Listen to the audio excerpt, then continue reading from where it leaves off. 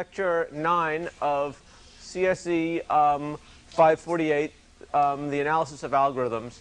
Before we start, are there any questions about the homework or the mechanics or of the course or anything like that? Either mechanical questions or technical questions. Exam. Okay, first of all, we have the exam. The first midterm will be a week from today. Okay, it will be open book. Okay, open a reasonable amount of notes. Okay, but again, the reason for that is so that you shouldn't be worried about, oh, I'll forget this particular fact, I'll forget this particular detail. Okay, you shouldn't expect to spend a lot of time reading during the exam because that's not the point. But it's going to be there if you need it, and you should let that sort of guide your studying. I will make available on the website sometime today a copy of the midterm I gave the last time I taught this course, so you can look to compare it. Okay, there'll be an extra problem for the graduate students, okay, over the undergraduate exam, and there will be, I urge you to look at the exam from last time to see what's happening. It's not on the website yet. It will be there hopefully soon after class. Any other questions about the exam? Yes.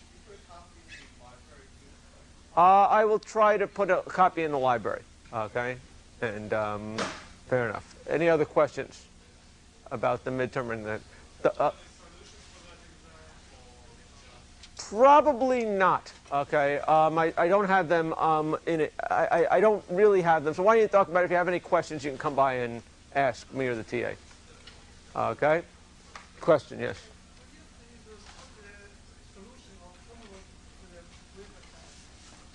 Would we put the solution for the homework? Solutions for the homeworks are in the notes in the library.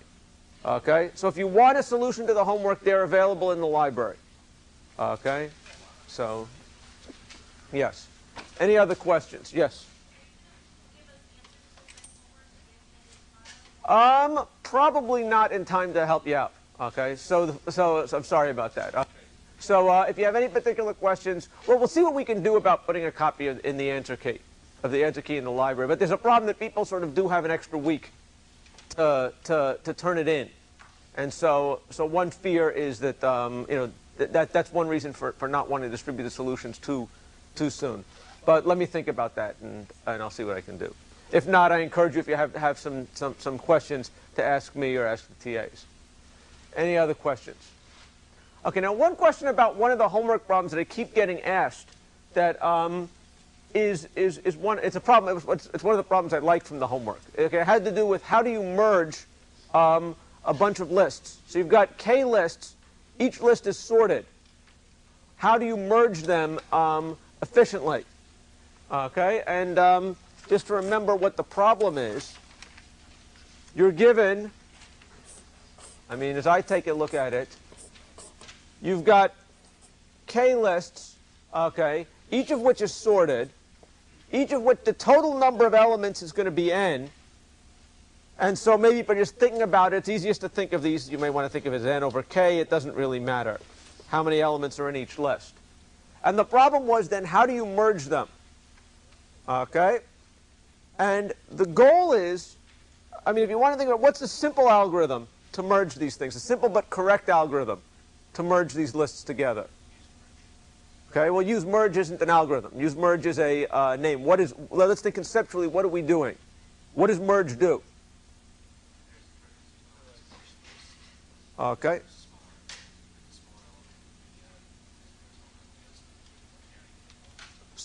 So the basic idea of the merge procedure is to look at the heads of the lists, okay, and merge them based on what the heads of the lists are. Okay. Now, if you implement the merge procedure, okay, in a naive way, okay, the simple way, that is going to give you an algorithm that takes order kn time. Okay, if you stop and think about it. Okay, because now instead of looking at k different list merging two lists at a time, you want to merge k lists. Okay, so if at each point you look at the head of each list and say which one's smallest, you've now got to look at k lists. Okay, and you've got to do that for every element. So there's the kn algorithm. Okay, Any questions about the KN algorithm? What the homework asks you to do is to, in fact, come up with a better one. K times n time. Okay? And gives you a hint that you can do it with a good data structure using the heap. Okay, any questions about that? Okay? Fair enough. Question, yes? Actually, I would say don't assume that all lists are the same size. Okay? That's not sort of really part of the problem. Conceptually, to get your head into the problem, I would probably maybe start thinking that way. But ultimately, in fact, the lists are not all the same size. And so, so you've got to be prepared to handle that case as well. Okay? Any questions about that? Okay? Very good. As far as the problem of the day, the problem of the day was on data structures.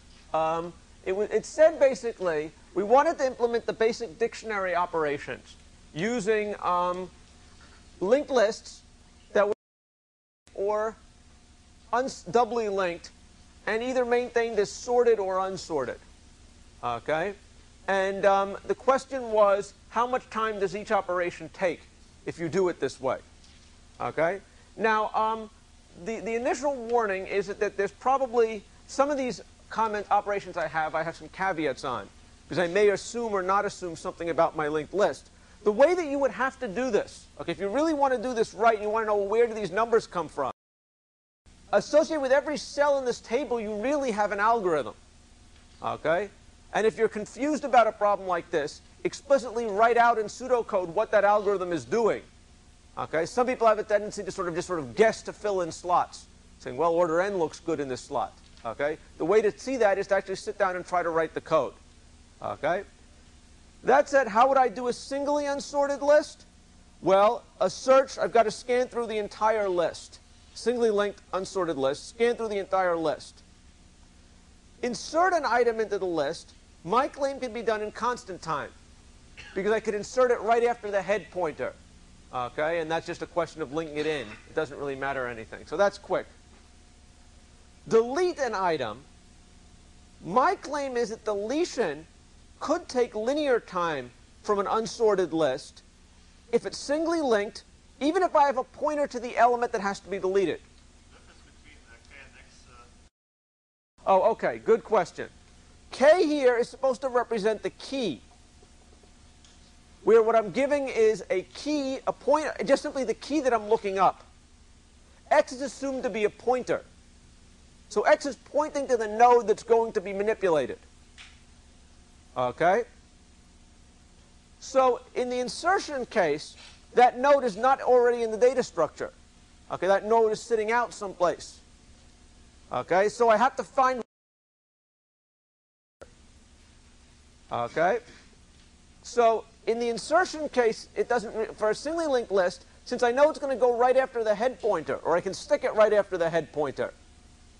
I don't have to do any searching. I don't have to do any much pointer manipulation. It's just a question of linking it in right after the head pointer. And so that can be done in constant time. Okay, any disagreement about that?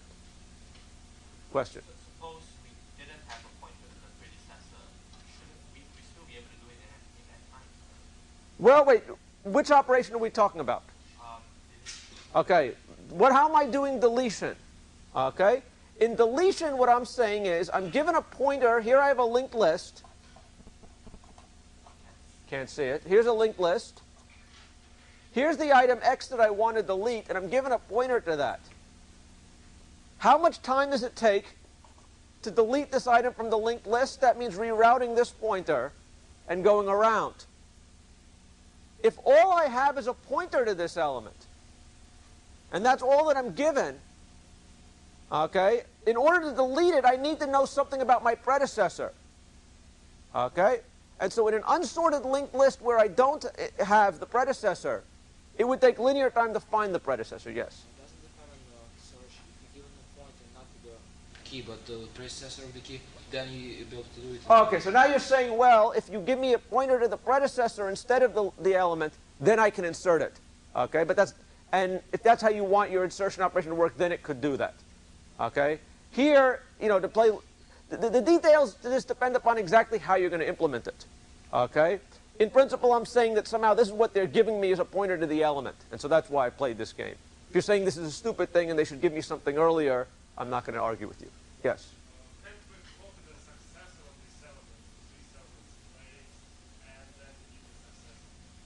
So now what you're saying is instead, why don't you copy the successor element in here? The trouble is, what if this element that we're deleting is in the middle of the list? You might be copying in order. Now there's a hole here.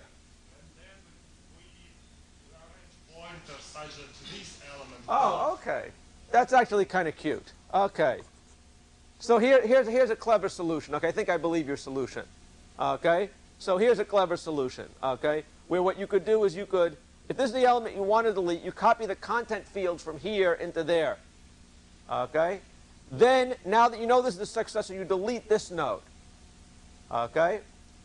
And that actually will work on all but one exception case, where this happens to be the last node in the linked list. So if it's the last node, you've somehow got to tell this guy that there's a last node there. Okay, but that's actually kind of cute. Okay, I like that idea. Okay, although I think you still run into problems with with what you do with the last node. Okay. Any questions about that? Okay. Again, the details of this depend upon how you actually write this. Okay. These times are not a religious statement. They're a statement about analyzing a particular algorithm. Okay. Any questions? Okay. So let's go on. Predecessor and successor. Okay. These are for keys. I mean, basically, we want to know what's the predecessor for this thing and successor in sorted order. We've got to scan through the entire list to find which key was it that logically belonged before this and which key belonged after it. Okay, so that shouldn't be too surprising. That's linear time. Similarly, max and min, we've got to scan through all the keys to tell that. That's linear time. Okay, so all these operations, I think, except for insertion, take linear time. Okay, in the worst case. Now, what if we maintain our linked list as sorted? Okay. Finding the searching still takes linear time. Why is that? We're given a pointer to the beginning of the list, and we've got to go cha-cha-cha-cha-cha until we find where in the sorted order that item is. Okay, so it still takes linear time. The sorting would help if we, if the item we were looking for wasn't in the list, because we could stop the moment that we get a key that's greater than what we want, rather than go all the way to the end. But in the worst case, the operation's still linear. Okay, so that isn't going to help. Insertion now becomes linear. Okay, why is that? Well, because now we've got to insert it not at the beginning, but in the spot where it ultimately goes. Okay, so that then means we have to find. That means that we have to find that spot linear time. Deleting an item from the sorted list, I claim, was going to take linear time for the same reason as before. Okay, that I can't get back to my predecessor. If you can figure out a way to get to your predecessor or do something slick along the lines that was suggested, perhaps you get that down to constant time. I may, if you show me code for that and show me how to handle the end case, I could believe that. Okay, I think something like that could conceivably work. The successor element is simply, if the items are sorted, the successor element to a node is simply the one right after it. The predecessor, again, I have no way to get to the predecessor if it's singly linked. So I have to go all the way back to the beginning. That might take, and then step through the list to find where I am again. That could take linear time. The minimum element would take constant time to find, because that's the one right after the head pointer. Finding the maximum element in the sorted linked list could take constant time if I maintain a pointer to the last element in my list, okay, which isn't really that hard to actually do. If you don't maintain this extra pointer, it would take linear time. Okay, so that's why we get a caveat here, the plus caveat. Any question about that? Yeah. This actually refers to minimum as well, because it depends on which order you sort it in. Whether it's Right, I was assuming I was sorting in ascending order. Okay, if you wanted to sort them in descending order, one of these becomes easy to do and one of them becomes hard to do. The point is to do both of them at the same time efficiently, you need to maintain an extra pointer. Okay? But that pointer to the tail element. Any questions about that? Okay? Now, what if our lists are doubly sorted? Okay, doubly linked, unsorted. Searching for the element in the doubly linked list still takes linear time. Because it's unsorted, I might have to cruise through all the elements to find it. Inserting an element, if it's unsorted, still takes constant time. Okay, why is that? Well, because I'm just going to insert it right after the root, right after the head pointer. Deleting an element clearly can be done in constant time, because now I have pointers to my predecessor and successor. I can do whatever I want with them. I can reroute around this node without doing too much work. Is that clear, or questions? Oh, but in the deletion definition, notice I've got an X here. The way we've defined the operation is I'm given a pointer to the element to be deleted. Okay? If I'm not given that, then I have to find it. But there's no reason not to separate the two operations. Okay? Any questions? Okay? Successor and predecessor, again, these are in sorted order, depend upon the sorted order, so we have to scan through everything. Same thing with min and max, scan through everything. Okay? Now, the best of the data structures becomes, what if we're maintaining, or it seems the best, is doubly linked, sorted lists. Searching would still require linear time, okay, because I have to go to the right spot. Insertion remains linked, remains linear because I have to go to the right spot. Deletion is constant because once I have a pointer to the element, I can simply route around it. Okay? Successor and predecessor simply means left and right pointer, so that's constant time. Min and max, again, the minimum will be right after the head pointer. If I have a tail pointer, I can find the maximum in constant time. Okay? And so that's sort of, in this case, the only operations that are bad are search and insert. Okay? But they are bad because, there seems to be no obvious way around it unless we start going to 2 pointers from a node, which gets us to trees. Any questions about that? Okay? Again, you can realize slightly different trade-offs perhaps by implementing things a little bit differently. Okay, but this should be sort of basically the ideas. Okay? Any questions? Very good. Okay, well, where were we last at the end of last class? Last class we had talked about, we had done, started talking about binary search trees. We'd shown how to look things up in a binary search tree. We'd shown how to find successors and predecessors and mins and max in a search tree. What we didn't show was actually how to maintain a search tree. Okay, namely how to insert elements and how to delete elements from a search tree. Now, tree insertion into a binary tree, is really not that complicated.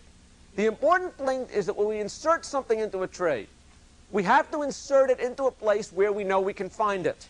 Okay?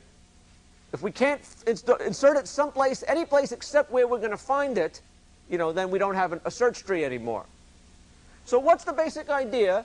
We're going to do a binary search on the key that we're inserting to try to find out where it should be. Now, if that key does not exist in the tree already, we're not going to find it, which means that we're eventually going to end up out at a nil pointer. Okay? This nil pointer describes exactly the path that we would describe in inserting an element, okay, and finding that element. Therefore, what we're going to do is simply insert the item where that nil pointer was. Okay, so if we want to zoom in a little bit. If we were thinking about, let's say, inserting the number 13 into this binary tree, 13 was greater than 12, 13 was less than 18, 13 was less than 15. Here was a nil pointer. If we insert the nil node, the new item here, we know we're going to be able to find it. Okay, and that's sort of the whole point behind tree insertion. Okay.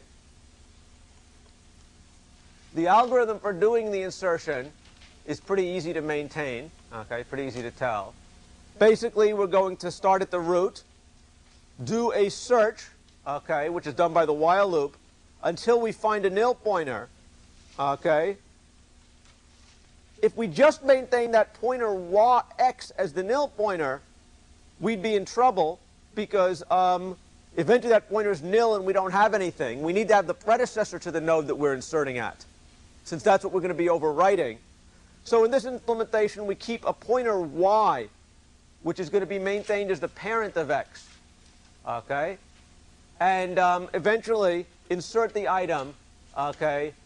If y is nil, that means that the parent to the item that we're inserting had to be the root, and so we'll simply insert it there, okay, change what the root is. Otherwise, we insert the item either on the left or right side of y, depending upon whether that key was less than or greater than it. Okay, any questions about how you do the insertions? Okay. Again, the code, once you read through the code, it's actually not that complicated. The important point is conceptually we're going to do it at the leaves. Yes? Okay, well, the question is, do we need to balance this? Depends upon what we want to achieve. Okay? If we don't try to balance it, let's now play devil's advocate. If we don't try to balance it, okay, we just do our trees in a random order, it turns out that the expected case, if we were inserting keys in a random order, the expected case is that we would end up with a very balanced tree. Now, why is that? Again, we'll talk a little bit more about tree balance later, okay? But the reason why, if you want to think about it, is the same reason why Quicksort was n log n, okay? The basic point that if we were inserting keys in a random order, the first key that we insert is likely to be near near the middle, okay, or at least, you know, halfway, sort of near the middle. Okay, and so that way it's sort of going to split future keys roughly in half. So if we were given things in a random order, okay, and we didn't do any balancing, okay, we would be okay. Now, so here we aren't doing any balancing, but we'll talk about balancing in a second, okay. Ideally, we'd like to trust more than luck, okay, to ensure that our tree is balanced, and that's where we'll get into manipulations. Any questions?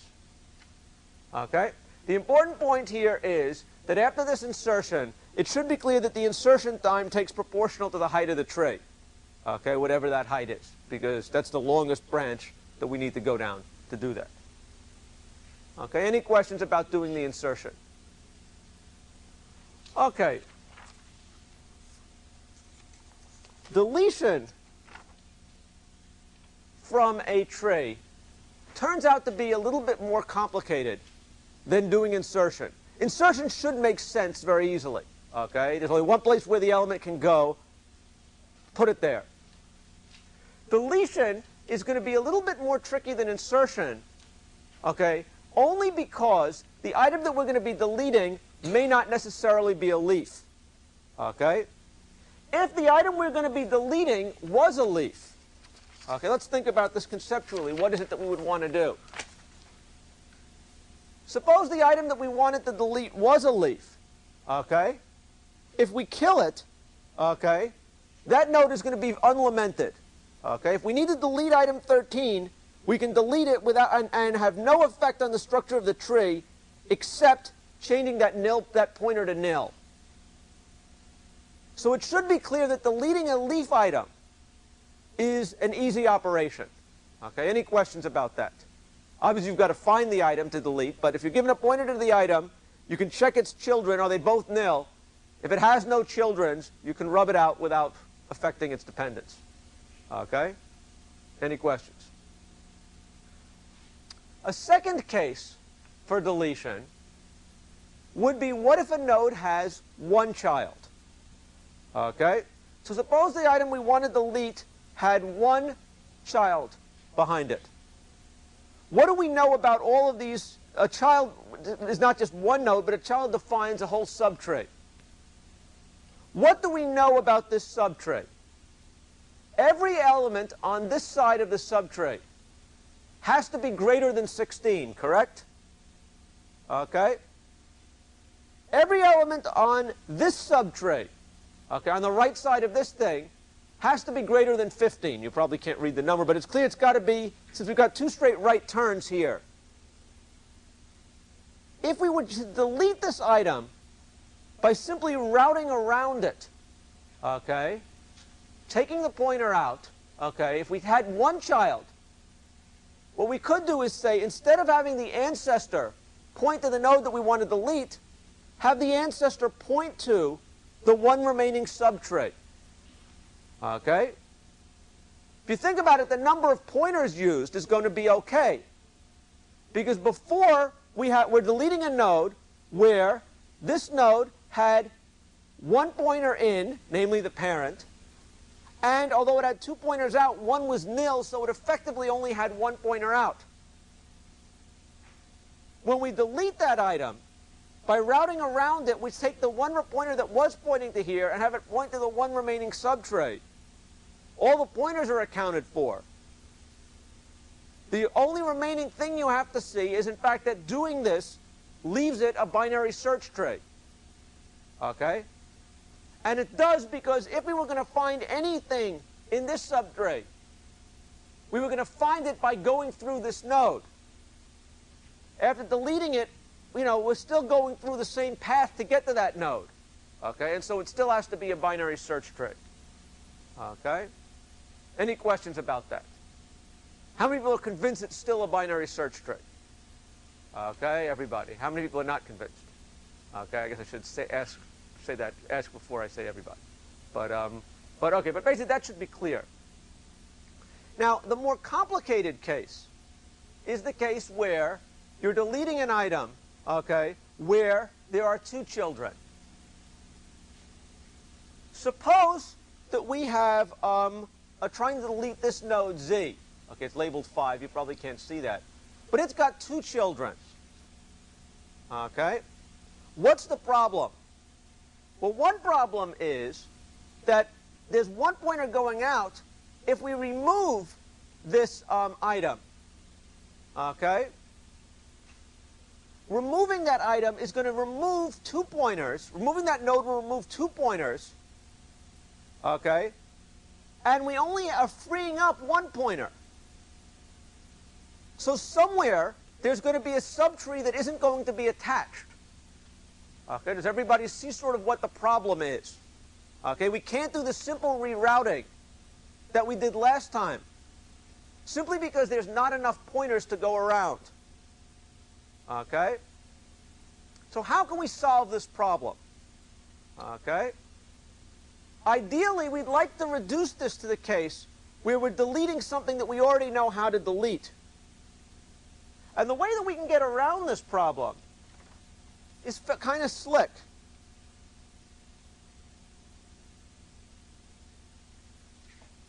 Last class we showed that we knew how to find the successor or predecessor of a node.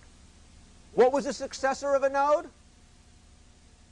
Well, in general, we went to the right side of our node and then went down to find the leftmost child. There was a funnier case in case this thing we were deleting was a leaf. Okay, in the case thing we were looking for a successor was a leaf, in which case it didn't have a right pointer. But the general case was the successor was the leftmost descendant of the right child. Does everybody believe that? So what are we going to do if we want to delete an item? If we delete a node, what we're going to do is we're going to relabel this node as its successor. Okay? Now, if a node had 2 children, had 1 child, we knew how to take care of the deletion so far. Correct? I showed you how to delete it if a node had 1 child.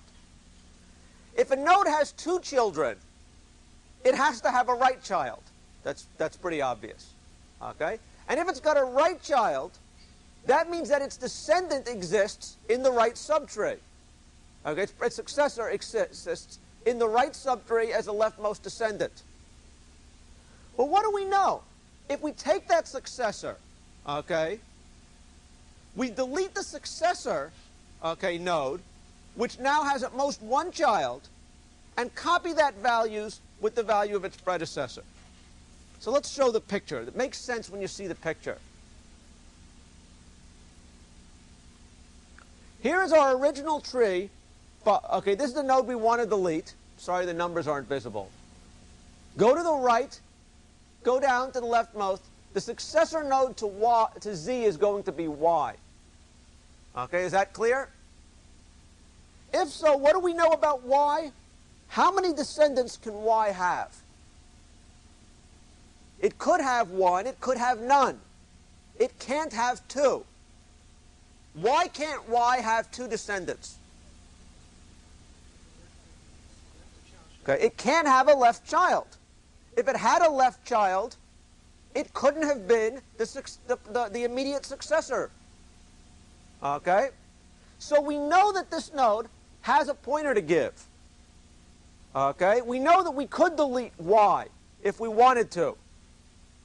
The problem is we don't want to. We want to delete x, or z. But what can we do? Suppose instead we relabel the value of z, we overwrite that key with the value of y. What do we now know? If I did any search for a key that was less than z, okay? Okay, question. Y is the immediate successor to the node z in sorted order. Go to the right, bop, bop, bop, down the left till there's nothing there. Okay, so y is our immediate successor. If 6 wasn't there, then it would have been 7, right? Okay, it's whatever the immediate successor to the key we're deleting is. Okay? So what's interesting about this? Suppose we replace this node by the value of its immediate successor. Okay, what do we know is going to happen? Is everything to the left of that node still less than the value of this node? Sure, it has to be, because all we're doing is we're making this thing bigger. If you're earning less than $100, are you earning less than $200? The answer is yes. Okay? So everything on the left side is happy. If we replace each node, this node by its immediate successor, is every node on the right side happy? Has to be. Why? Because what is the property of the successor?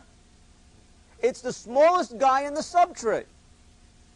The guy who would be most likely to be upset if you made this node value would be the smallest guy in that side of the tree. But we've taken care of it. We're going to blow the smallest guy away because the smallest guy is now the guy who's at the top. So the smallest larger node is what the successor is. And by overwriting it, what we had before was a binary search tree. It still is a binary search tree. Okay? And finally, we're going to do the surgery to remove that actual physical node that we had in mind. We have to actually get rid of that node 6. Okay? And that's simple pointer manipulation, because now it's one of those cases that we'd had before. Okay? Question? To the left of z, to z. You're saying that instead of moving the immediate successor, I could do a similar stunt with the immediate predecessor. Okay, I just simply do the changes on the right side of the left side of the tray. You're 100% right. I could do it that way. Okay, is there an advantage to doing it with the successor instead of the predecessor? No. Okay, but you have to do it one way or another, and we pick that side. Okay, question. So this sort of recursively delete something until the thing the element is deleting all on the earlier cases. Well, it doesn't do it recursively because it doesn't have to do it recursively. The first stage is going to be enough. Why is the first stage going to be enough? Okay, think about it. The node that we're deleting, child, 0 children, we know how to take care of it, right? We just sort of blow it away. If it had 1 child, we know how to take care of it, namely route around that node, like it's a linked list. It's only got 1 pointer. If it has 2 children, then what are we going to do? We're going to find its immediate successor. Its immediate successor has to have at most 1 child. Why? 2 children, one of those children had to be left. If that node was left, suppose it did have a child. Let's add another node here. Let's say 5.5. Was this the immediate successor of 5? No. The immediate successor was the leftmost descendant. That left pointer has to be nil. So now we have a node that we know how to delete. And by relabeling delete with that value, it has become expendable. And so we can take care of it and blow it away. Okay? Any questions about that? Okay? It's important to see why these operations work. Okay?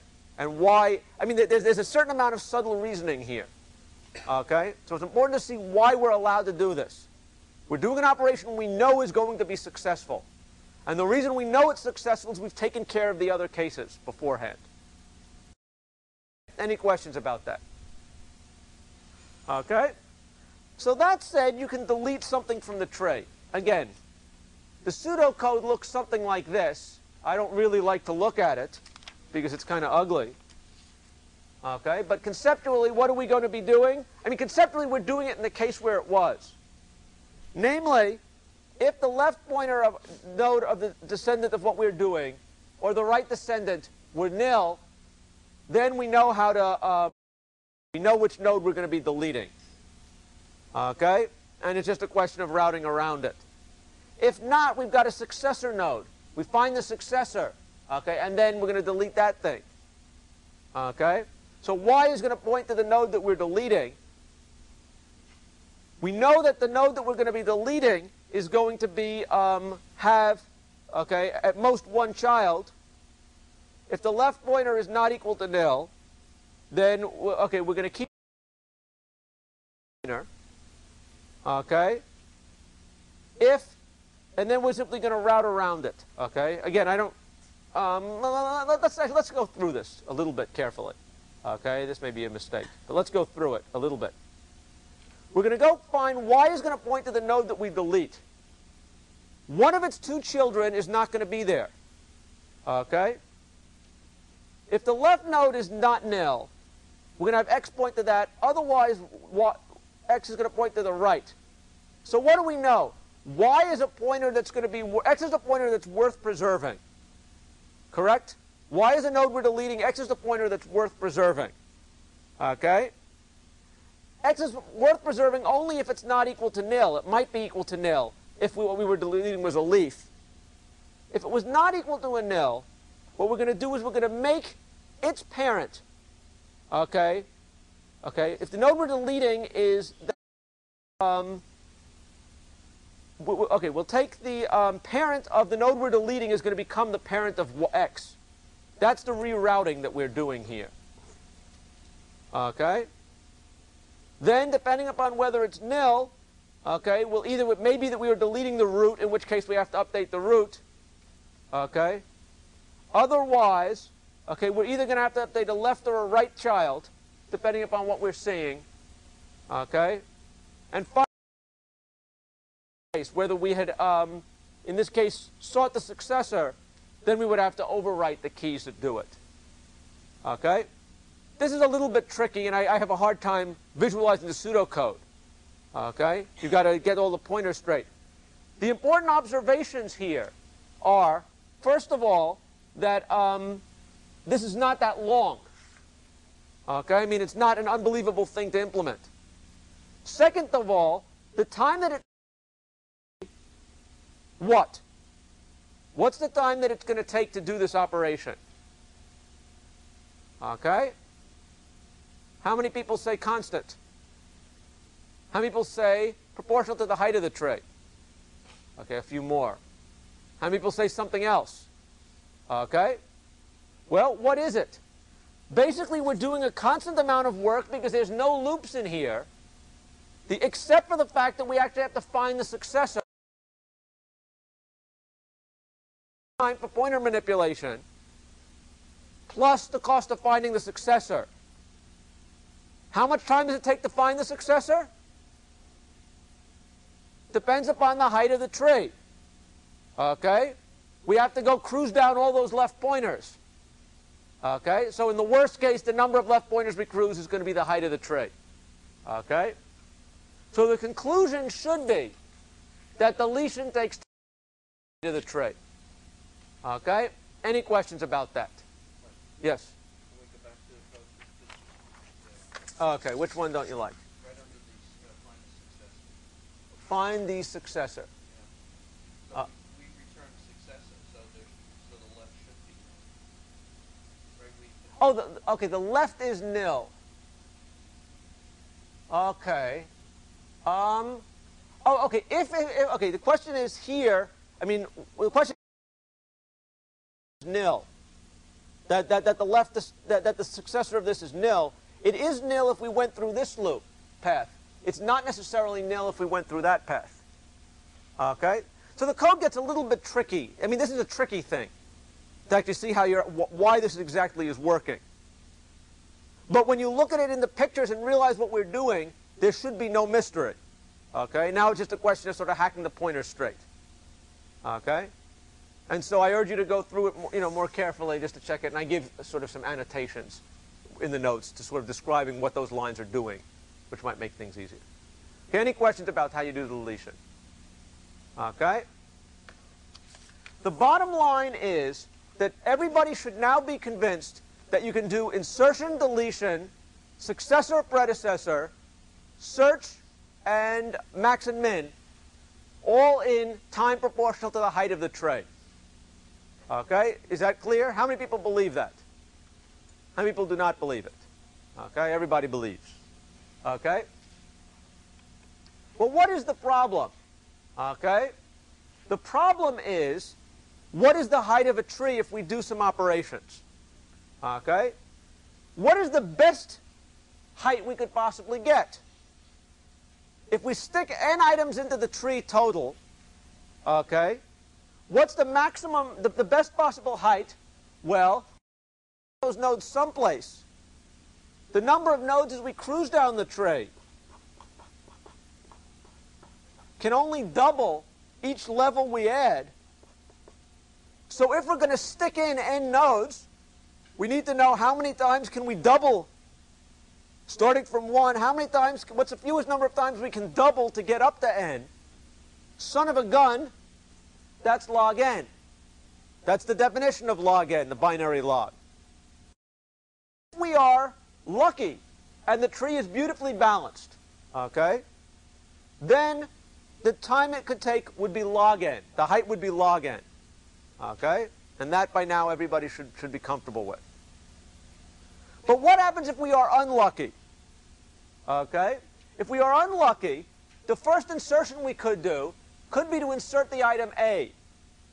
The second item we insert could be greater than A, namely B. The item we insert could be C, which means it's going to go down to the right. Next item we insert could be D, E, F. If the items are inserted in sorted order, what happens? We don't end up with a tree, we end up with a twig. Okay, it ends up looking like a linked list, because one of the pointers is always doing nothing. Okay? So what's the height of this tree going to be? N, if you've got n nodes. Okay, maybe it's n minus 1, but again, that's detail. We're not worried about it. It's going to be linear if you're unlucky in the order that you insert them. Okay? It should also be clear that the sorted order, okay, is the bad, an example of the bad order. Okay? I mean, there's other orders that would be bad, but clearly sorted will do it to you. Okay? Now, on random, if you give me the things in random order, by the quicksort-like argument, the height is, but in the worst case, it's linear. Now, the question is, could we use something like, how did we solve this problem in Quicksort? Randomization. Could we use randomization for this?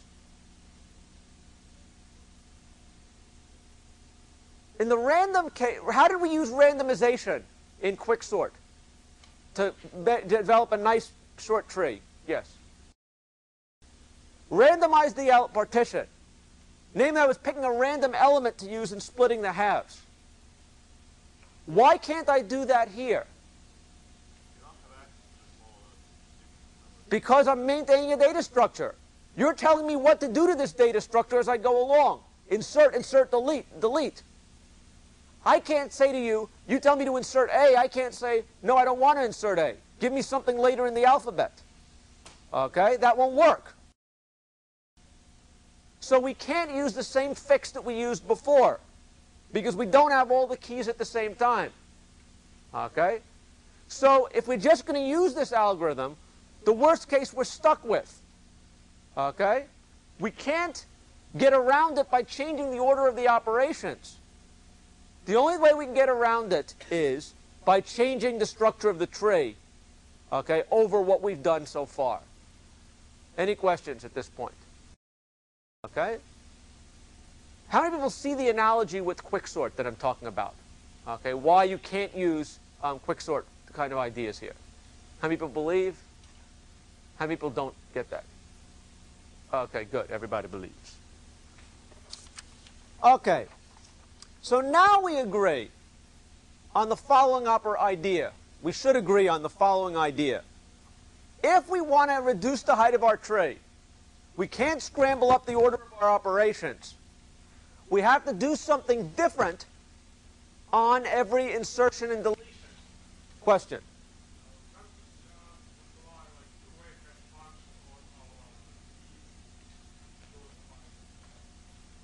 So one idea, what you're suggesting, is we could, instead of actually inserting our keys, okay, what you're saying is you would want to use a hash function to take each item and convert it to a random number, okay, essentially.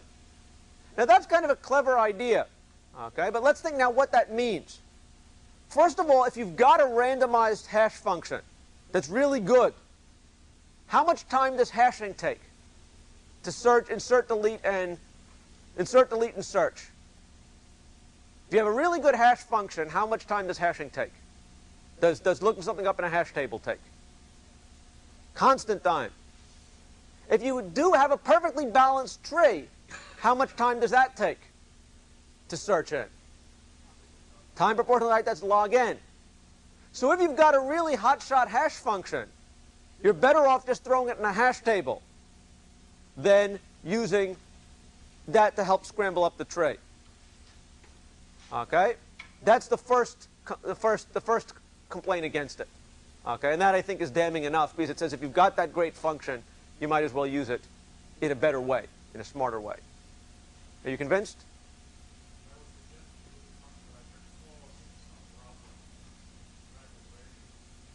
So one idea would be, okay, so you're saying, well, what if instead of maybe using a real, using a really great, you're now proposing using a not-so-good hash function.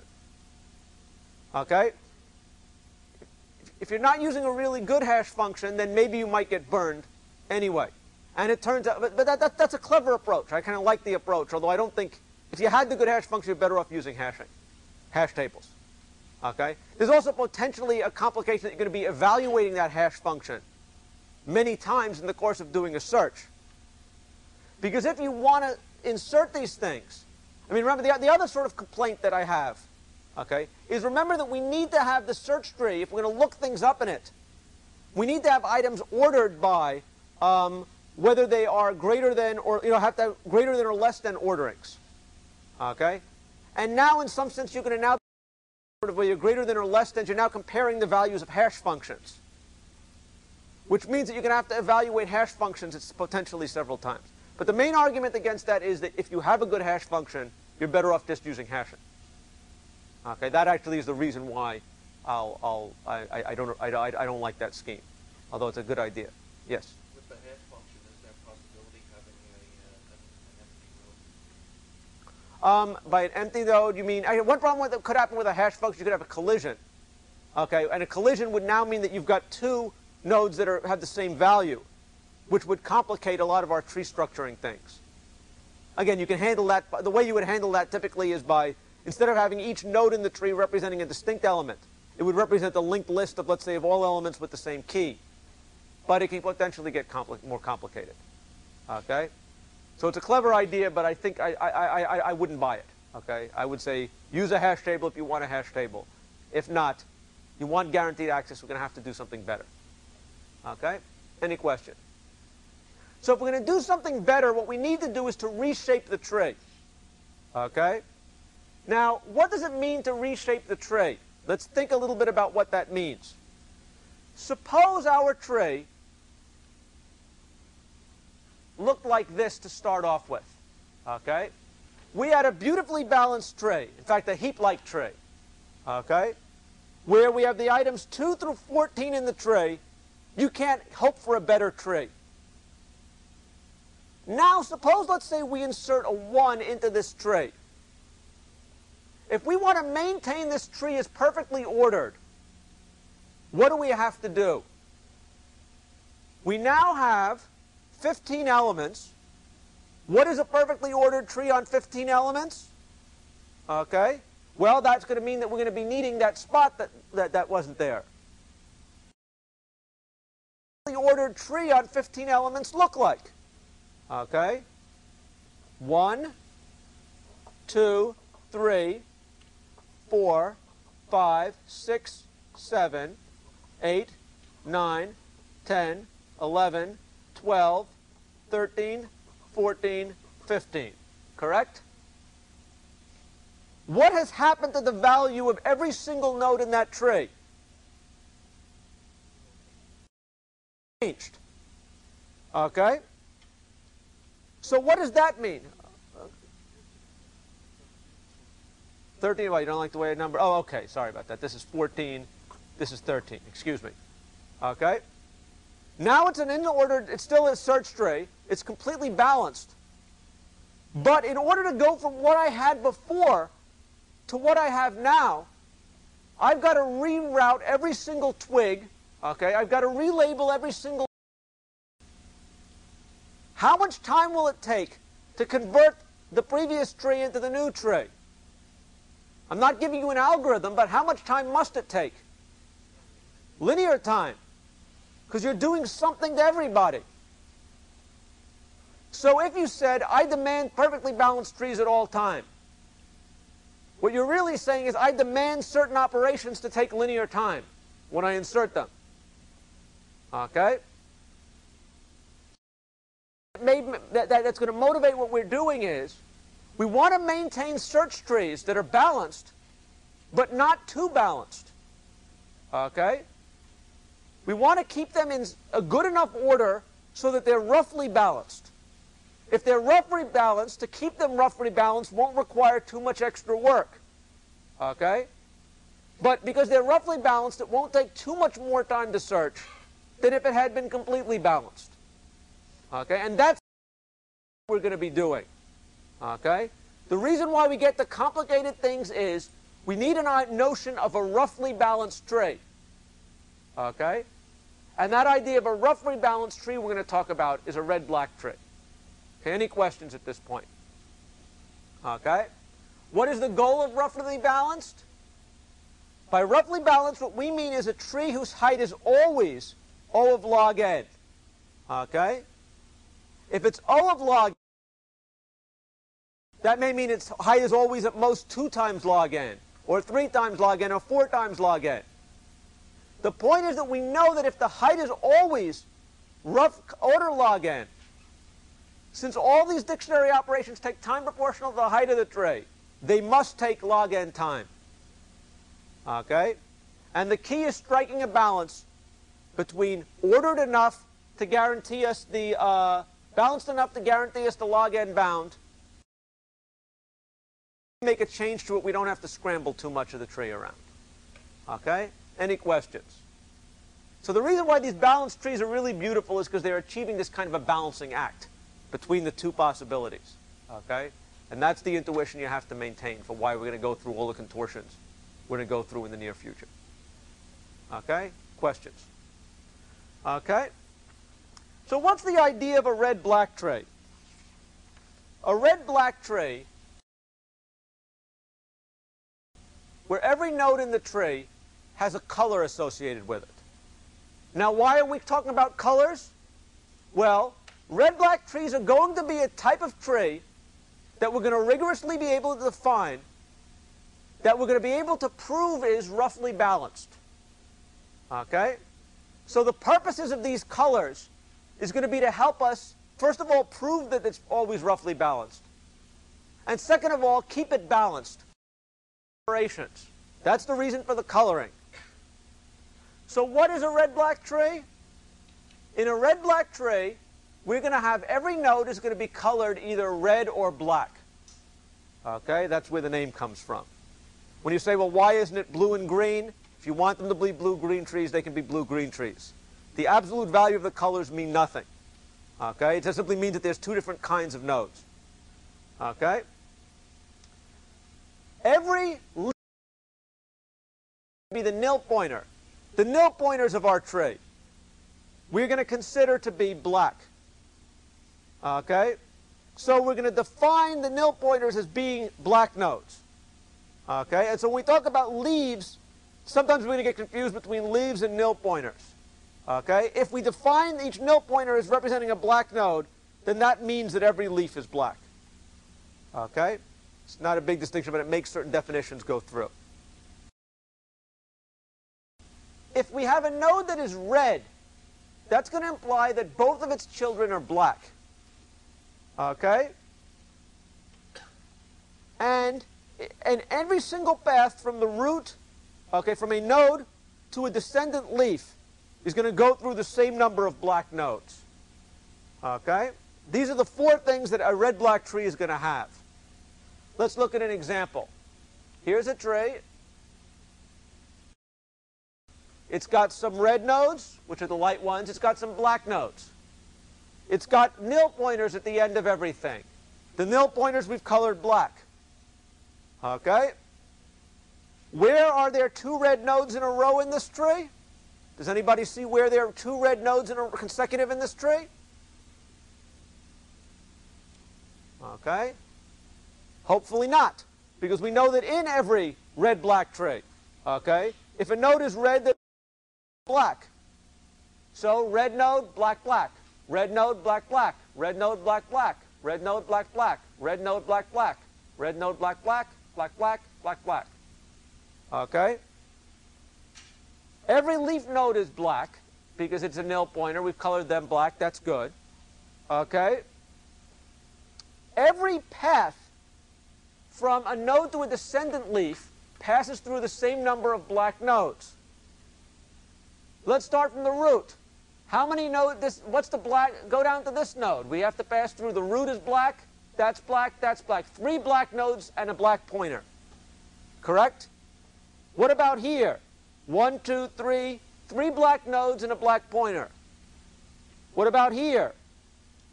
3 black nodes and a black pointer. Every single nil pointer here has the same distance to the same number of black nodes we pass as every other one. Okay? Is that clear? Now you may say, wait, this isn't completely balanced. Look, this node is a distance of only 1, 2, 3 away, whereas this one is a distance of 4 away. Okay? It's not being completely balanced. Well, there's no law that says it is going to be completely balanced. We want a tree that's approximately balanced. Okay? Any questions? Okay? So what's also true? Now notice this notion about the black height, as we define it, is not only the fact that every path from a node to a descendant contains the same number of black nodes. Note that that node does not have to be the root. So although the root does have a same 3 nodes to everything, note that for every node, let's say I just pick this node here, every leaf node here passes through exactly nodes, okay, on the course to that node. So that property about black height being the same holds from every single node in the tree. Okay? Any questions about that? Okay? So what are the implications?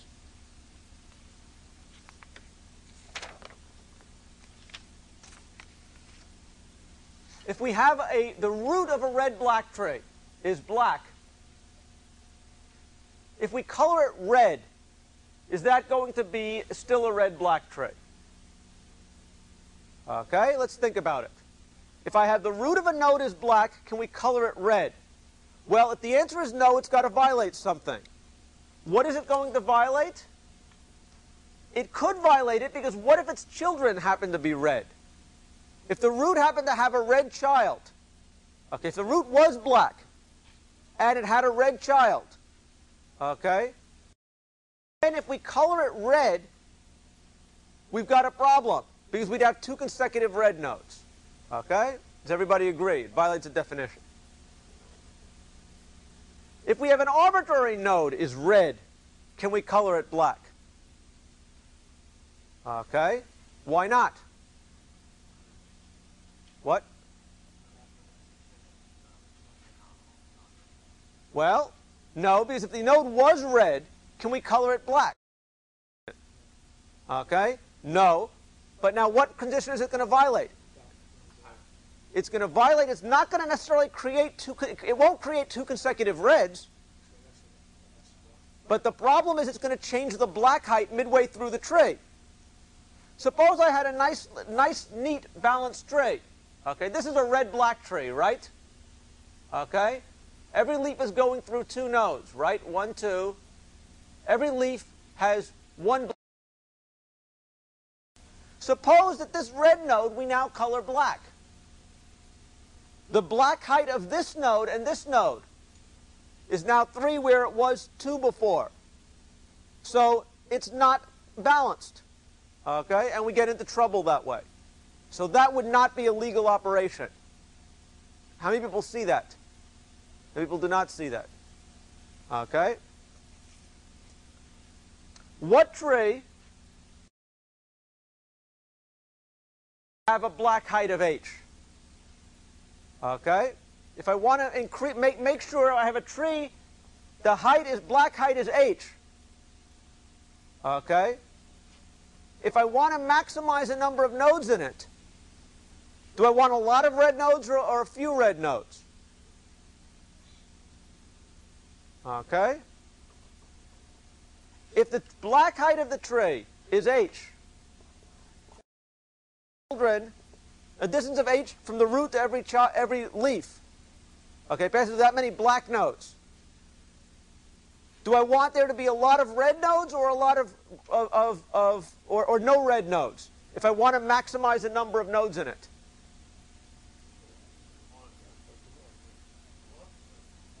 Okay?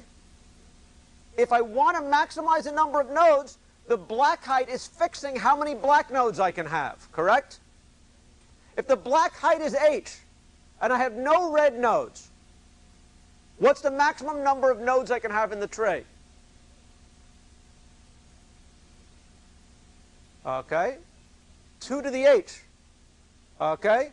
If everything is, if I have a tree and the height is h, what's the maximum number of nodes I can have in any tree? It's going to be 2 to the h. Okay? Because, you know, if the black height is h, and there are no red nodes, that means the total height of the tree is going to be h. The total number of nodes I can have is going to be n nodes. But if instead I'm allowed to interleave red and black layers, now the height of the tree is going to double. Okay, it's still going to be complete, but it's now got an extra height to it. Okay, so I can pack in a lot more nodes into it if I'm allowed to interleave red and black rather than force them to all be black. Okay, any questions about this? Okay, let's think what it means again. If I want to get the maximum number of nodes, if the black height is limited to h, I want to insert a lot of red nodes. Okay, because the black height forces how many different nodes I have. Okay, to maximize it, I want to insert some red nodes too. Okay? Any questions? Yes? Sorry about that. I'm sorry. So my TV is smaller than your TV, so I don't know how well you can read it. Okay? Any questions? Okay?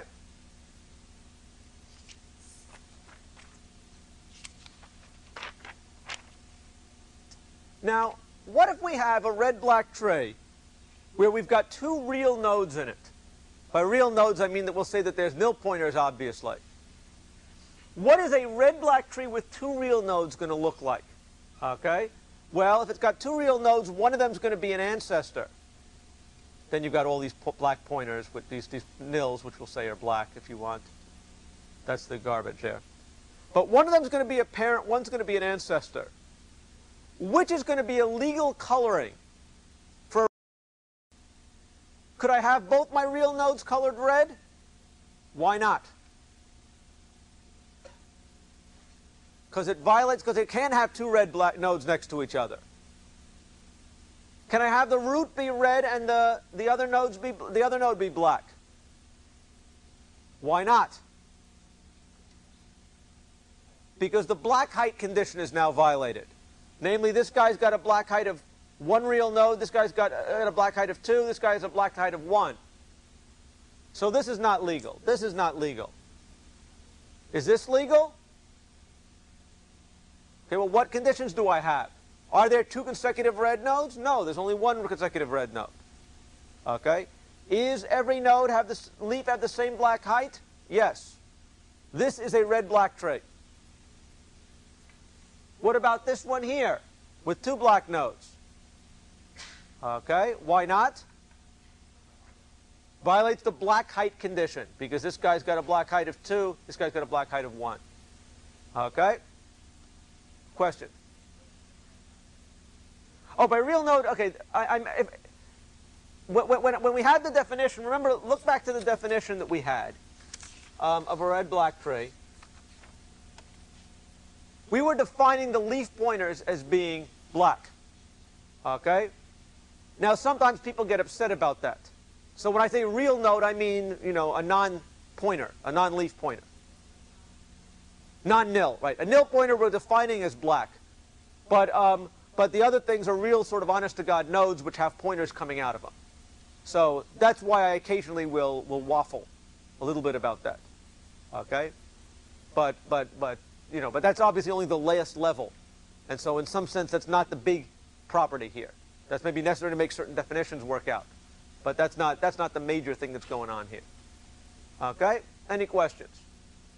Okay? So now you should believe that we have the following definition. Okay? And that the definitions have different things. Okay? Namely, what the definition should show is that we're constraining the shape of a tree. There's certain trees that we cannot make red-black trees. Okay? Let's look at an example. Suppose I have a tree that's shaped like this. Is there a way I can color this such that this is going to be a red-black tree? Okay, let's think about it. Can I make all these nodes red? No, because I'll be violating the 2 red conditions. Okay? So I'm going to need to have at least one of these nodes, let's just think about what we can do. If I make this node red and this node black, I'm doomed. Why? Because this guy's got a different black height than this guy. So, okay, let's say I make this guy black and this guy black. Still doomed. Okay? So maybe I'll make this guy black and this guy red. Right? So this guy's got a black height of 1, this guy's got a black height of 1. Why don't I make this guy red? Well, I can't. I got 2 consecutive reds. That B is not for black, that B is for the letter. So maybe I'll make this guy black, but now I'm doomed. Okay? Because now I've got the black height here is different than the black height here. That's what the purpose of these colorings are in the definitions, is to try to force that certain shapes trees are not legal. Unbalanced trees are being ruled out by fiat, by the rule of law. We've defined what our trees are. Okay? And this should convince you that we've done it in a way that's going to forbid things from getting very unbalanced. Okay? That's why the definition works, or why the definition was made. Okay? To see what the impact of that is, I claim the following is true, theoretically. Okay? Any red-black tree which contains n internal nodes. The internal nodes are what I mean the real nodes, the non-leaf pointers that are kind of the funny thing here. Okay? My claim is that any red-black tree with n internal nodes has a height of at most 2 log n. Okay? Since the best we could hope for in a perfectly balanced tree was log n, 2 log n means it's at most twice as bad as we could possibly hope for. Okay? How do we prove this? Well, our proof is going to have 2 parts to it. First, we're going to figure out how many nodes there might be in any subtree. Okay? And then bound the height of that subtree.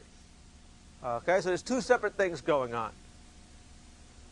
My first claim is that any subtree, okay, rooted at a node x, okay, where the black height of x is marked BH, okay, any node rooted at H subtree has at least 2 to the black height minus 1 internal nodes in it. Okay, that's what I'd like to claim. Okay, where BH is the black height of the tree. How do we prove this? Okay, well, we can prove it by induction. If the black height is 0, that means we pass through no nodes on the course of getting there. So 2 to the 0 is 1, 1 minus 1 is 0. So in fact, the black height was 0. If there were no real nodes that we went through, okay, then in fact there were 0 nodes in the tree, and that's true. We're now going to assume that this is true. Okay, namely assume that any subtree rooted in X, if it's got a big black height, it's got to have a lot of nodes in it. That's really what we're saying. What we don't want is the case of a skinny twig. In a skinny twig, we have a lot of height, but no nodes. Here what we want to insist, if you're going to be tall, you're going to be fat also. That's really what this is insisting on. That's what balance is. Okay? So now let's assume that this property is true for all trees whose black height is less than that. Now, let's go back to our original tree. Here is X. Okay? There are 2 possibilities. X is black, okay, or X is red. If X is black, if the total height of the tree was black height was black, the black height of X, both subtrees have to have a black height of exactly the black height of X minus 1. Because we had to pass through the black node to get there. So we're adding that much blackness to each path. Okay? If it's red, well, both subtrees have that black height. So what do we know? We know that since the total number of nodes in the tree, okay, is certainly going to be greater than or equal to the number of nodes that are in this subtree. Okay? Why? Well, you know, any subtree can't have more nodes in the entire tree. So that's where this comes from. That's pretty easy. Okay? We're saying that, what are sort of the possibilities? Okay? Basically, we know that each, okay, the black height of the subtrees is each going to be, at most, at least that big. It could be bigger. If the black height is this much, we know that it has at least this many nodes in each half. Okay? By our inductive assumption. So if we add that up, and take the one node that was the root, we know that the number of internal nodes, by using our inductive assumption, since this has to be a red-black tree, of black height greater than or equal to that black height minus 1, this, the left, plus the right, plus that internal node, this adds up to be, this is twice that, which means that we get rid of the exponent, minus, minus, plus, minus 1. That gives us our inductive assumption. Okay? And what I claim we've just proven is that any tree of black height this has to have a lot of internal nodes. Okay? Any questions about that? Yes? The plus 1 is the actual node X. Okay? If you want to count how many trees there are, how many nodes there are in this subtree, we know that what we've got here is a tree of height, black height, and minus 8, black height minus 1, or greater. Here we've got a subtree of black height greater than that minus 1. We know by our inductive assumption there have to be at least as many nodes here, at least that many nodes here, plus that one node that's the root. Okay? Question? Okay? If x is red, it only helps us more. Because think about it. We now have a red node. We get that red node for free. And we're now back to the same case that we were before. The black height of these trees was the black height that it was before. So in fact, I now can count. I mean, the point is that in that case, the number of nodes can only be larger. Okay? Because if it's red, the black height stays unchanged. We can now count the black height of this thing. We get the number of nodes in this subtree, which now has to have a black root, is going to be bounded by this. And this guy's got to have a black root. That's going to be bounded by that.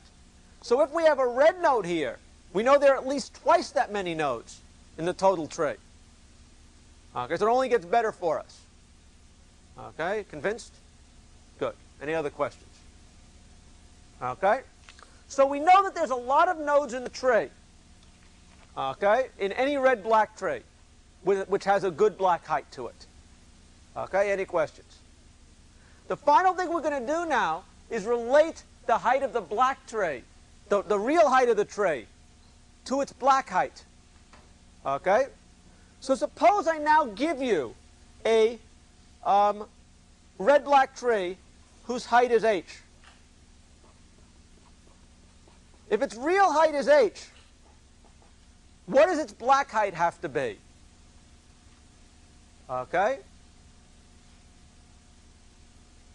Is it possible for the tree to have a height of h and a black height of 1, where h is big? No.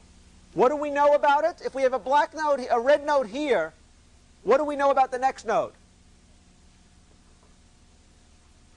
So if we have the longest path in our tree, it's either going to be all black or large hunks of black. The most redness we can have is one red between each black, correct?